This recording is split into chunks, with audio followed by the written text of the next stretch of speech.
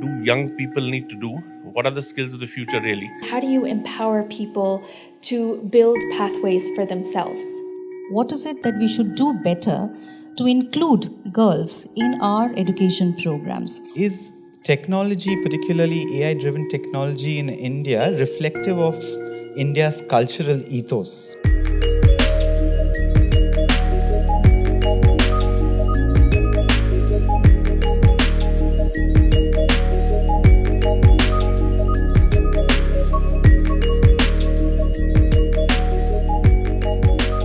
QUEST2LEARN is a great space for talking about the conflicts that are there, or the tensions that are there amongst different stakeholders in an ecosystem.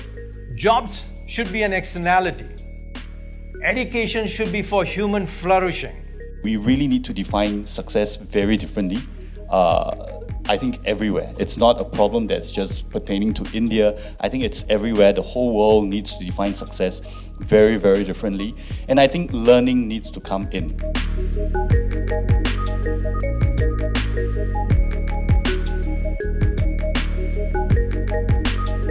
I want to be an inspiration for all girls and be a role model for girls. ऐसे मत बनो. हम लड़की हैं तो ज़रूरी नहीं कि हम ऐसे ही रहेंगे. हम ऐसे भी बन सकते हैं. हम आपको आगे बढ़कर दिखाएंगे. नीनगे नीने गुरु, नीनगे नीने बेलकु, नीनगे नीने गुरु, नीनगे नीने बेलकु. Ninage Nine Guru, Ninage Nine Belaku. You are your own teacher and you are your own light. And I think a lot of our work that we're doing with young people in terms of helping them find their career pathways is about giving them the conviction and belief that they can be their own guide and that they can be their own light in an increasingly disruptive and uncertain world.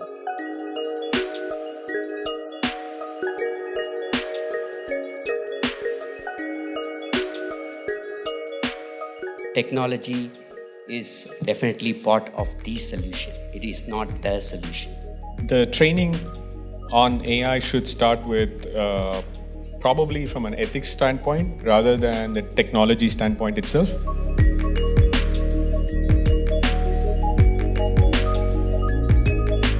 There's a hollowing out of the mid-skill level jobs, and that is deeply troublesome.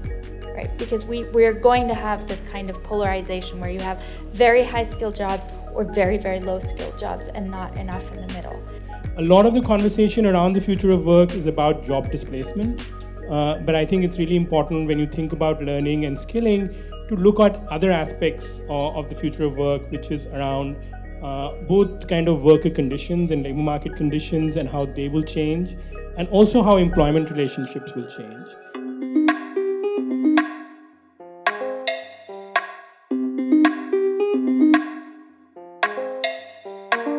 The intent is really to foster collaboration between corporate, non-profit and government. It is at the end of the day inspiring and kind of reinforcing to see so many people worried about the same problem, feeling excited about the similar solutions, feeling empowered by us coming together. We are building a safe space and a safety net for all these stakeholders to really come together, to have this dialogue, to build this trust. So I feel if we start that now, in maybe 10 years or so, we'll get to a space where we can really say that we've made some progress.